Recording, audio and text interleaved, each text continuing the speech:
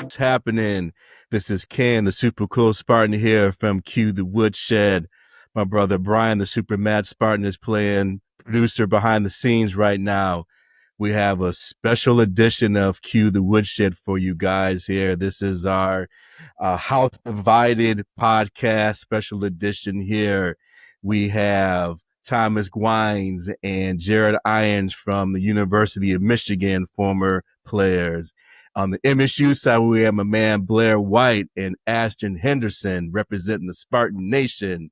Gentlemen, how's everybody doing? Hey, good afternoon. Pleasure to have you guys on. Pleasure, Yeah. and it's pleasure to have Thomas and Jarrett back because you guys did this for us last year. So this is round 2 for you guys and the beginning for Ashton and Blair. So again, pleasure to have you guys on here.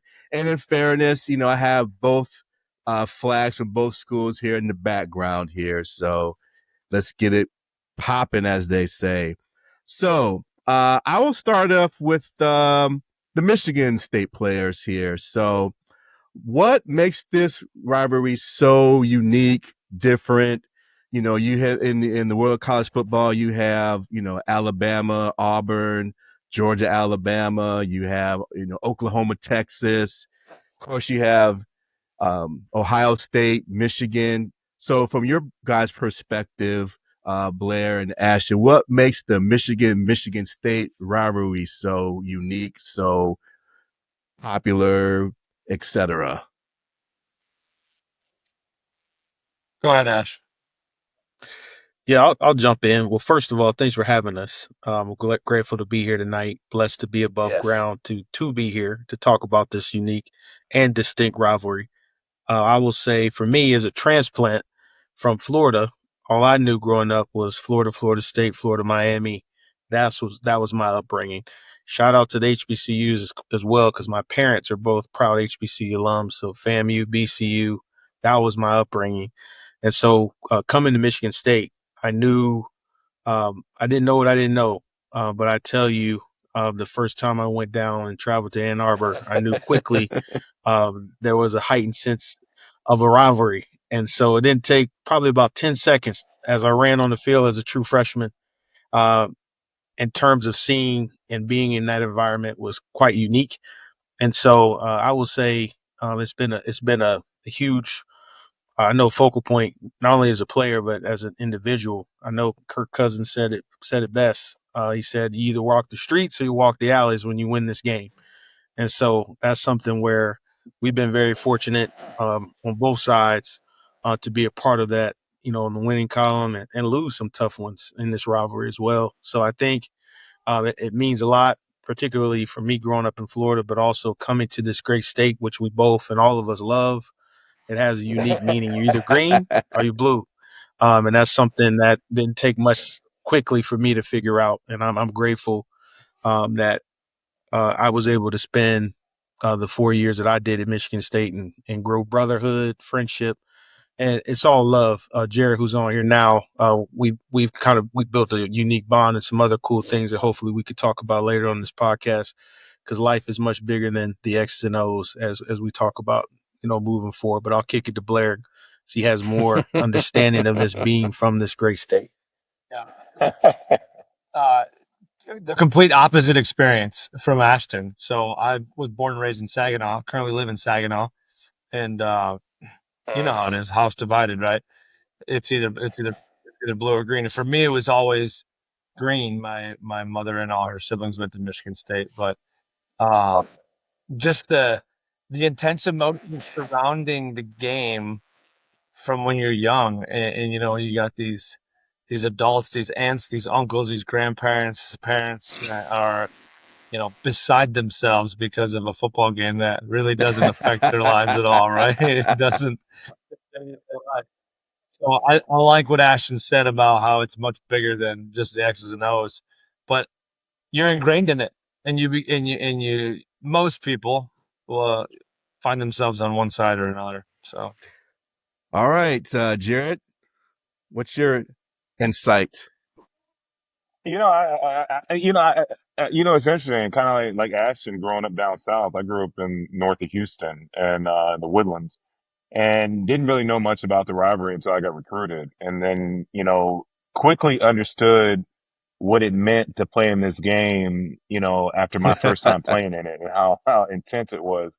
But it's funny. Now living in the state of Michigan and living in Detroit, I have even a more of a respect for this game because you're right. The whole state is divided, and you see just on that Friday before the game, man, it's like everybody's wearing their stuff, everybody's ready, and it's intense, and it's for the state championship, so it's always been a big deal, and I think honestly for me, and I think Wines, not being from here as well, I'll let him speak on it, but it's interesting because the players, we all get to know each other. You know what I mean? Like I was real cool with all the, with TJ and Tico Duckett and all these guys that played at state that I had a lot of respect for. But on that field, you understand. Look, it's for the state championship. You don't care. You want to win that game. But afterwards, man, it's just a respect. Like Ashton, I have a lot of respect for him and getting to know him as well. So it's not like the players, not the hatred we have for each other, but it's like obviously the rivalry is what it is. We want to win, and I hate state, just normal, like like all of us do. You know what I mean? But I love the guys. You know what I mean? It's the camaraderie that you have amongst guys doing the same thing you're doing and being on a team. You know what I mean? And it's been fun to be a part of this rivalry and be a part of the history of it. What say you, Mr. Thomas? Thomas Awesome, as you refer to yourself. Hey, that was a joke. That wasn't part. He is awesome, man. That wasn't for public consumption. But yeah, I definitely just have to echo J.I. and Ashton, growing up around the Chicago area and getting up here. It was weird for me because being an offensive lineman and being around the seniors I kind of grew up under, it was an expectation. And I think in our offensive line room, yeah, it was the rivalry and all of that and the intensity and the pageantry of the game. But I grew up as a freshman because I got to Michigan at 17, expecting to beat state because that was the vibe and the atmosphere that my upperclassmen, Steve Everett, Kakuzo, Doug Skeen, all of those guys, that's how we were ingrained. But the other thing too is Jarrett and I only lost one time to Sparty. J.I., did you notice the amount of Michigan State regalia you saw after that loss? Like it would pop out from everywhere. Like you drive and the license plates and all the different things. After a loss in this game and Living in this state. living in this state as a rivalry game, the one thing that I have noticed, and I was fortunate, I've only lost to Sparty once, and I only lost to the team down south once. But in those losses, the amount of paraphernalia and regalia that you saw after that loss was exponential. So going back to what I believe Blair said, alley or street. When you win the game, hey, your Letterman jacket is on. You got all your maize and blue on. When you lose the game, it's literally I'm wearing black T-shirts and camouflage pants. Like I'm trying not to be noticed at that point. And it's you have to wear it for a year like that. It sits on you. You know what I mean? Like when you lose that game, man, you feel you don't ever want to lose that game, man. It's bad, man. Hey Real Ken, I'll bad. put it to you like this. I remember Gary Moeller and Lloyd Carr both saying having that.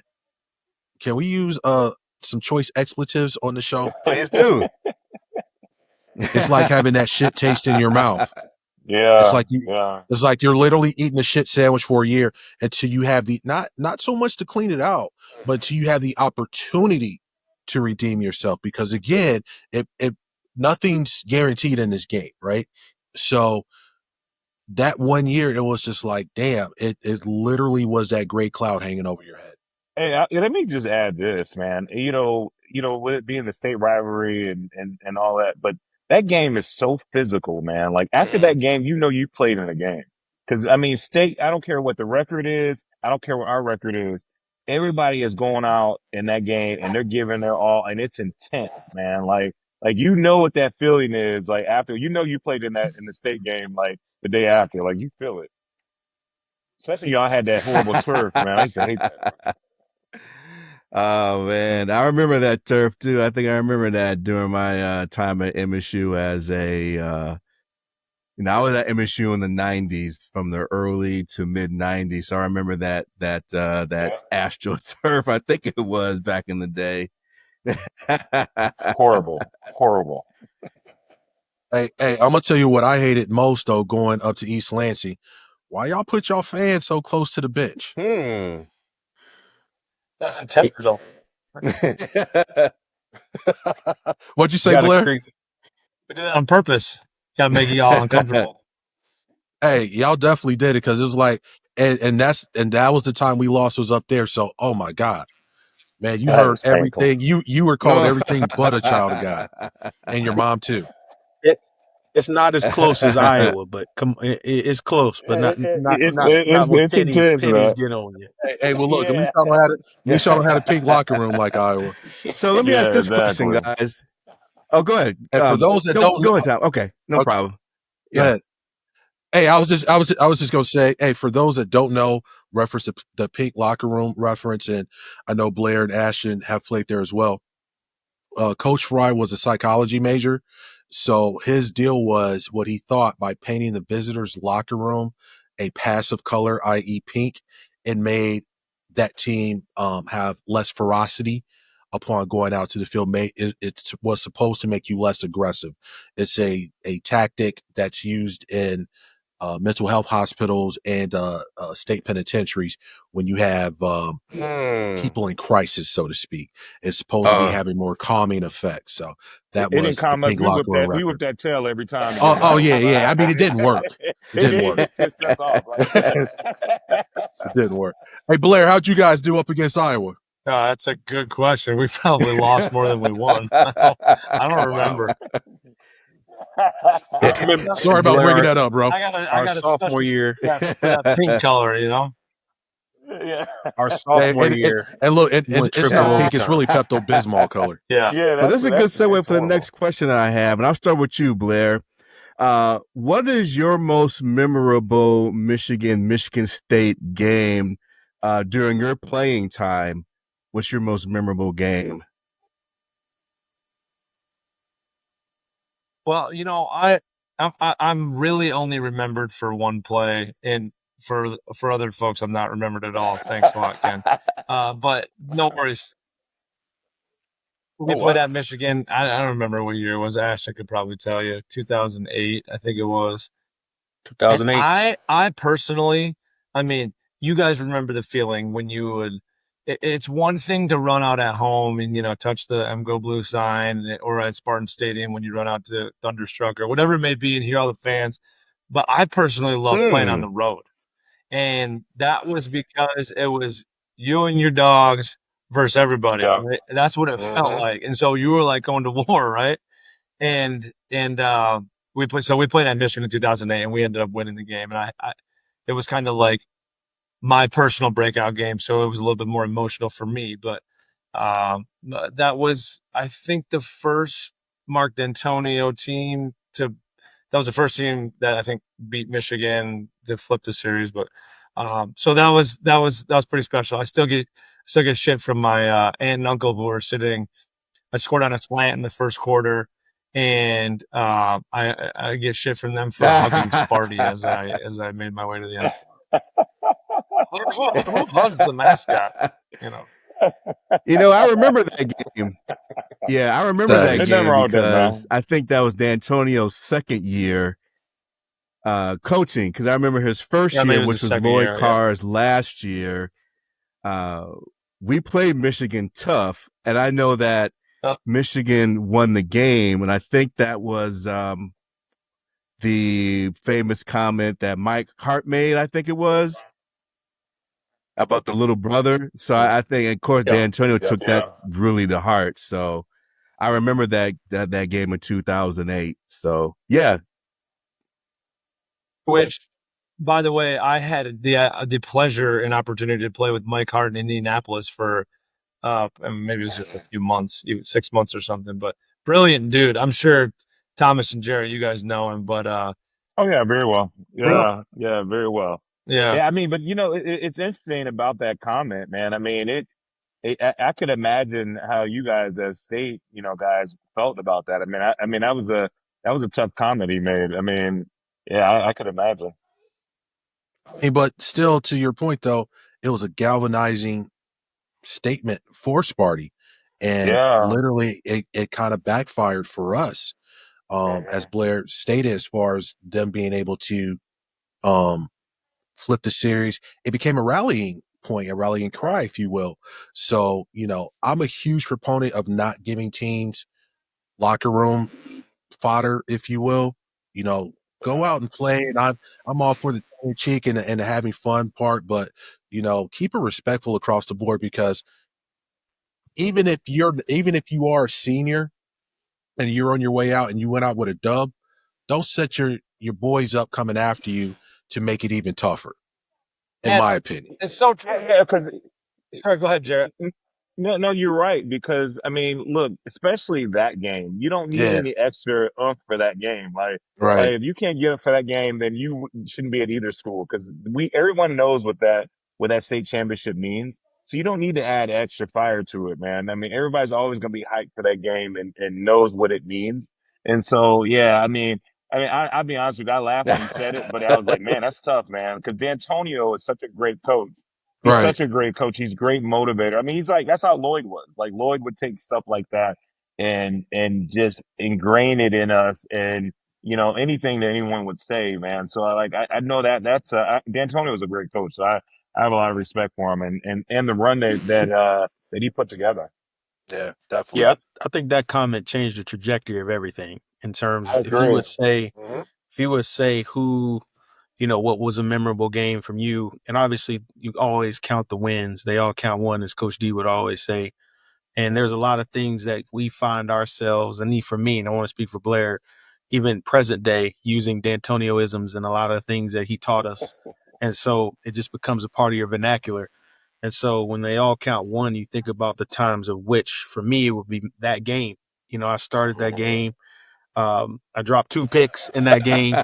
I remember Otis Wiley saying, "Ashton, man, you messing up your money, man. What are you doing?" Yeah. I had a broke hand. This hand still has not Yeah. recovered from that game.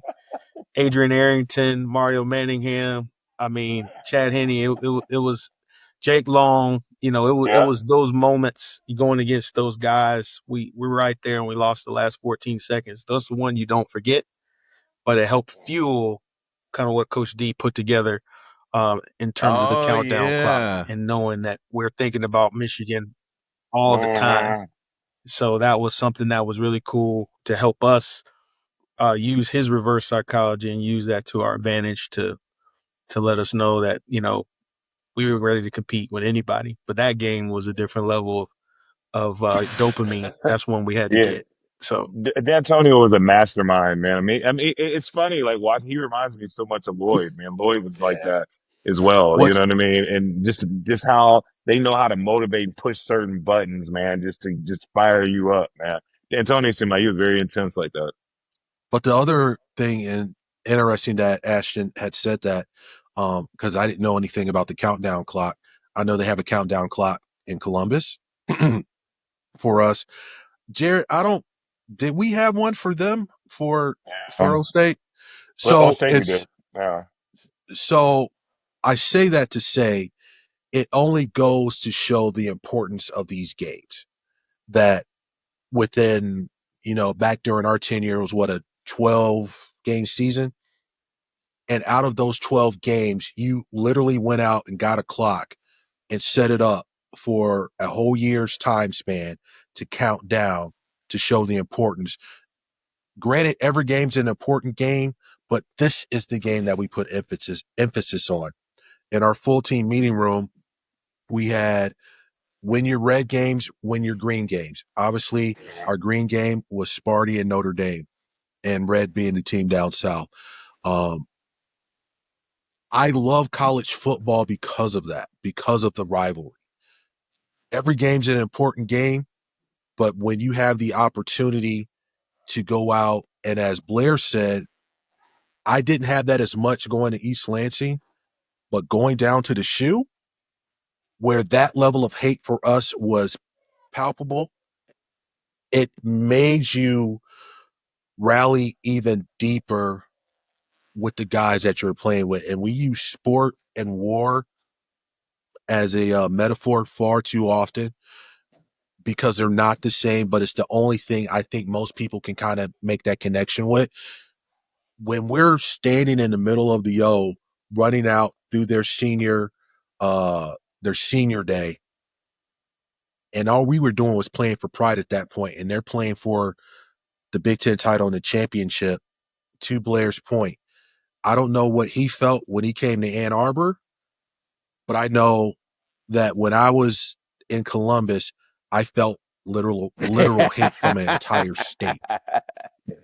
But it was, and that's no hyperbole, but it was I'm 51 now. I'm in law enforcement. I've been a cop 20 years. I played in the league, been around the world 3 times. I've never been in a situation that came anywhere close to mimicking that feeling back in 1996.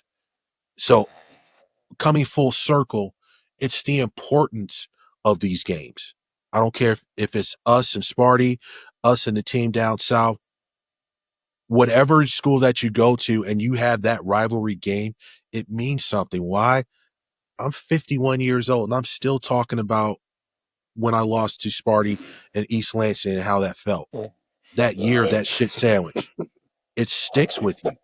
And it's because of the fact that we all get ingrained, literally indoctrinated at our respective programs about the importance of these games. And it's fun to, see Blair and Ashton and J.I. and have these sort of opportunities to sit back and pontificate. I just want to say pontificate in front of y'all about the amount of time that we play. So I'll turn it over to you guys. No, but I agree with Guines because you don't forget it because of the game that we did lose against you guys. We played you guys there, and man, I'll never forget, man. It was just a tough fought game, and I remember going into an interview the day before or during the week, and they were asking me about Michigan State and so forth. Obviously, I'm from Texas, dude. I'm not thinking, I don't know about the rivalry like to the level I needed to know about it. And I did an interview where they were asking about, is there more emphasis on this game because it's state and it's a rivalry? And I said, listen, I play all the games hard. You know what I mean? I'm gonna go out there and give my best, and and yada yada yada. And I'll never forget, my coach pulled me aside. My linebacker coach was like, "Look, you don't understand what you're saying. Like, until you really played in this game and understand what this game, the hatred that's on that field, it's a different game." And I swear to you, man, I got beat up that game. And I'll never forget it. So I was like, I was like, and mind you, I've had I was blessed to have a great career and a lot of tackles, but that game, man, I didn't do too well, man. I got beat up, man. I'll never forget it. So going into that game after that, I knew, like, listen, it's different when you play them. You know what I mean? And it's really intense. So like, it's much respect, but there's a lot of hatred in that too. Yeah. Yes, sir. Yes, sir. So, next question is, and this is towards the upcoming game. And, to your point, Jarrett, and I know, the MSU guys say the same thing, that when it comes to rivalry games in general, doesn't matter what your record is, both teams go into the game undefeated.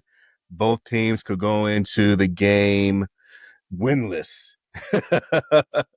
But from your perspective, since you guys played in this game, what are the key things that you guys see that determines which team will win?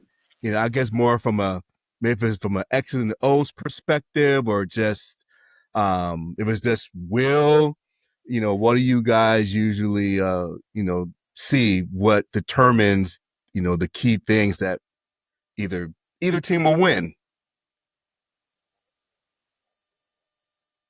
I think, I'll turn this over to Gwines, but I would just say that whoever controls the line of scrimmage and runs the rock is going to win that game. And that game is played in the trenches, any way you slice it. I mean, and that's what sets the tone for the game. It's about being able to move that ball and run it. And because that's a 4-quarter, just grudge match the whole time. So you got to be able to really run the ball, and really, and on the defensive side, to stop it, man. Definitely echoing what Ji just pointed out. It's who wins the battle of attrition.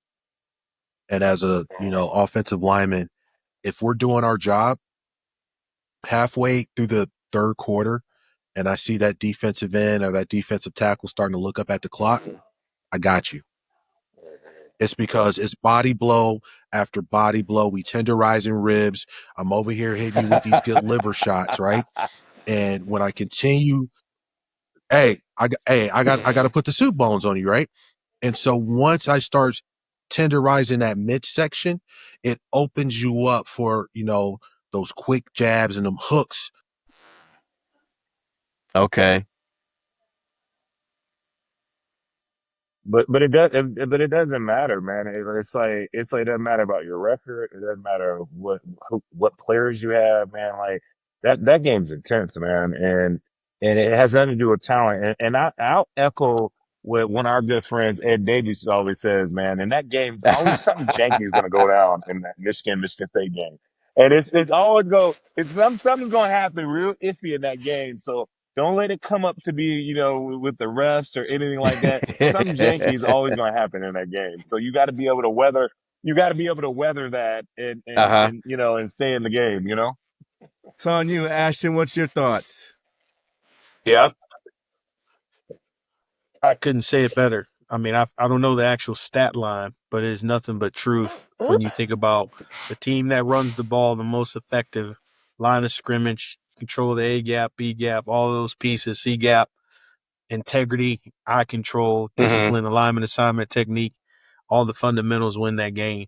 And so essentially, I know that was something that we knew always going into that pound green pound was the mantra in terms of what you needed to do to the point of weighing down and making sure we were ready to impose your will on that program and the team. It comes down to the line of scrimmage. Always does, always has, and always will.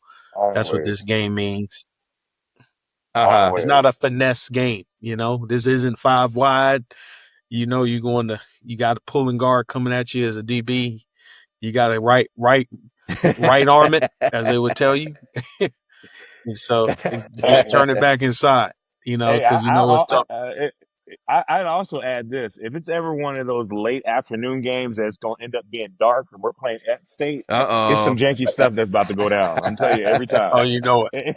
every time, it never fails, man. Right. So you don't want to keep it close, man. Because if you keep it close, man, anything gonna happen. It gets that momentum shifts And very Jarrett, to your easily point, in and this this is game. funny because I have a good friend of mine I went to high school with.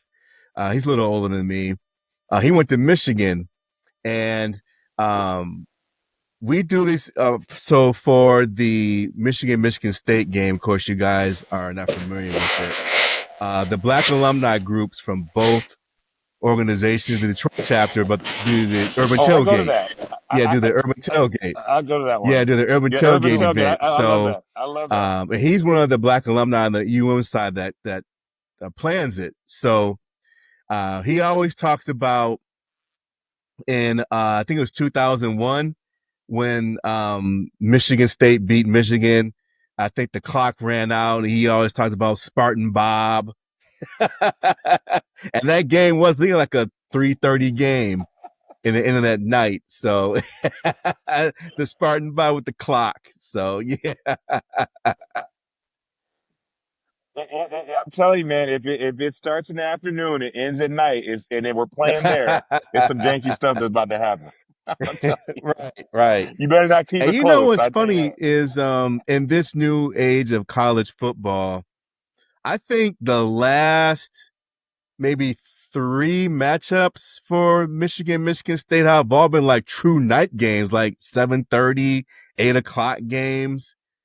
And of course, we're still waiting to find out what the time is, for this upcoming game. But yeah, that's very interesting, just from a programming standpoint.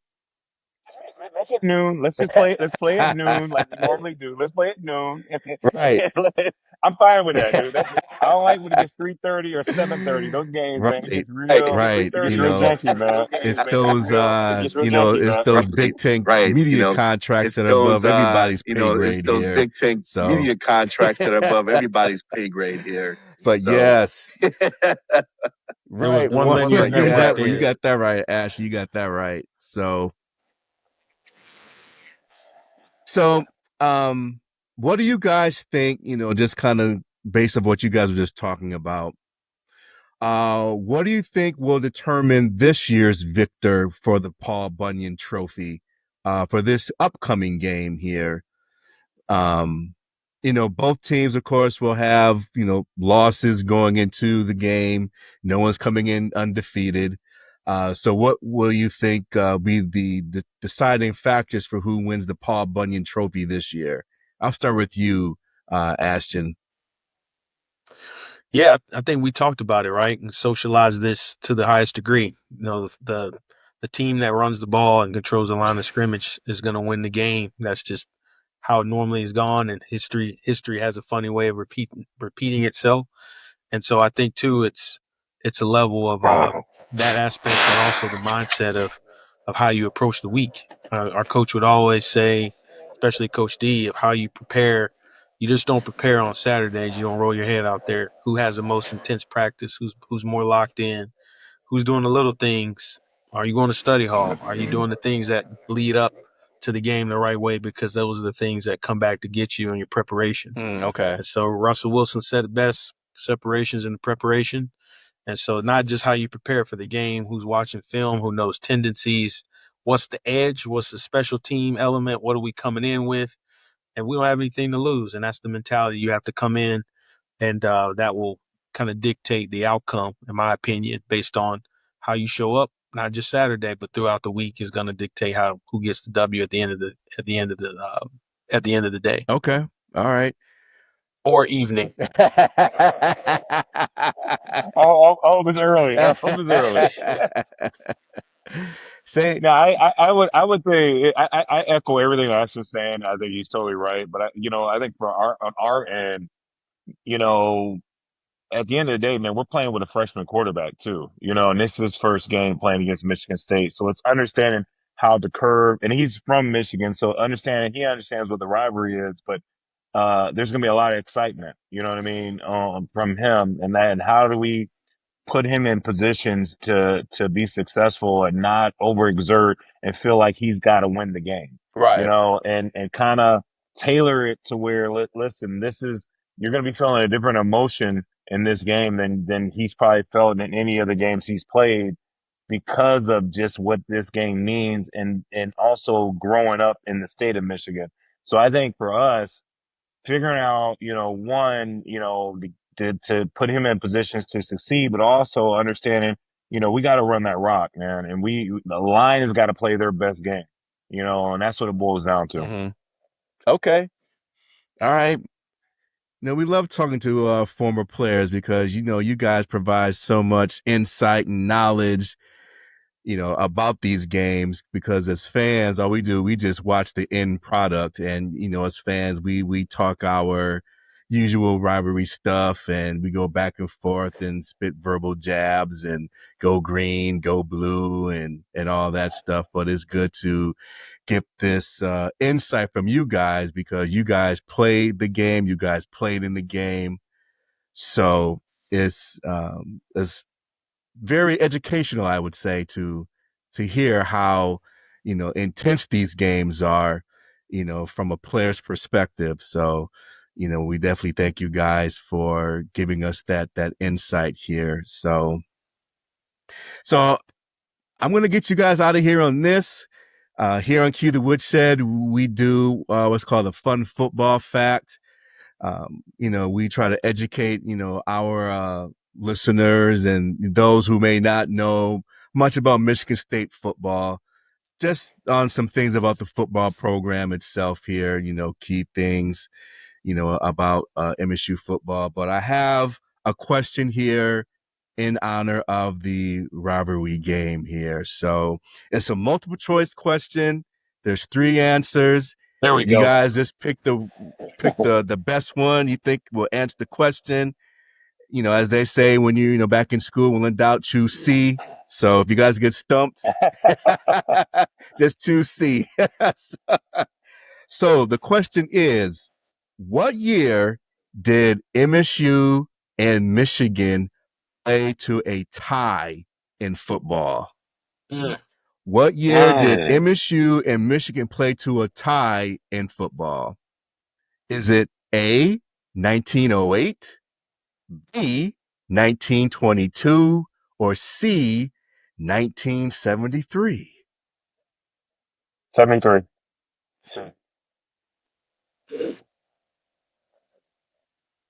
Let's say you asked. Definitely not I'm 08. going to the year I was born. So that's Definitely what I'm not going with. 22. No, I'm going to the year I was born. I would say C. I know I'm an old head, but I'm giving you the year I was born. Hey, I Martin was born in Stadium's only been 73 up for too, 100 so we're years. the same boat, Jarrett. We're in the same boat.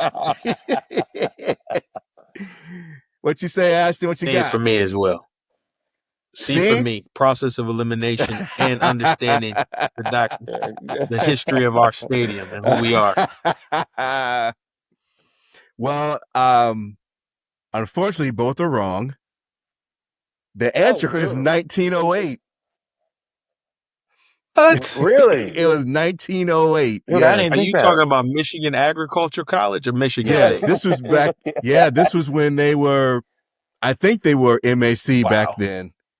I think they were So you set it MAC up, back man. then. You, Yeah, they played, and you know what the score was? 0-0. 3-3. It was, Man, they had no offense going on, huh? A defensive game. it was 0-0. Oh my goodness.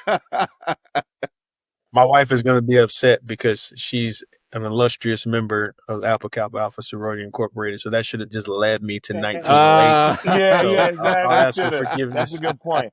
Actually, that's later. a good point. Oh Right. man, You should have Yes. known that. you got me on the couch tonight, man. Right. Yes, Right. 1908, 0-0. So, Wow. yeah, there was Wow. straight defense and either really 2 bad offenses or just 2 dynamic defenses and terrible special Maybe a little bit of teams both. on both sides. Right. Goodness. No overtimes either. Right, no overtimes. So, yes, 1908. So, yes, Man, everyone learned something tonight. you do, man. That's interesting. Coach D, I'm Well, sorry, man. Yeah, right. Hey, well, I'll tell you what, man, it's gonna be a great game. I'm excited for it, and Yes. I think it's gonna be, like I said, it's a state championship, man. So both teams don't have a lot to play for right now, but that game we do. So it should be a great yeah. one. Yeah, I think it's safe to say that both teams will not make it to the college playoff this year. But hey, Unfortunately. the Paul Bunyan, that's all that matters in this Paul. time, in this year. Yes, This year. I totally agree. So Be a defining moment for both teams, though. yes. So, gentlemen, it was a pleasure to have you on Cue the Woodshed. Ashton Henderson, Jarrett Irons, and then we had Thomas Guines on earlier, Blair White. Thank you all for coming. And we're going to have this podcast just in heavy rotation, for the Divided We Stand / Divided Household Week of Michigan State. Make sure you guys follow us on all of our social media. And again, thank you for guys having on. And that's a wrap. Cue the Woodshed. We out. Go green. Hey, go blue, man. Ashton, good seeing you, buddy. Go blue. Always, Good man. seeing you. Yay. It's always Always good to great see to you, see you, man. brother. Yeah, you Always. as well.